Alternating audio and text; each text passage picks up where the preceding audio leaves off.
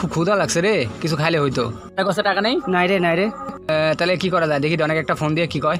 না রে, ওকে অনেকবার ফোন দিছি, ও আসবে না, ও আসবে না। আচ্ছা দেখেছি, দাঁড়া দেখো ক্লিয়ার হয় কি করে। কই তুই? হ্যাঁ দোস্ত বল। এই তোর মা তো অ্যাক্সিডেন্ট করছে মোটর উপর, তাড়াতাড়ি কি বলিস দোস্ত, কি বলিস তুই? হ্যাঁ তাড়াতাড়ি সত্যি দোস্ত, আমি আসতেছি দোস্ত, আসছি।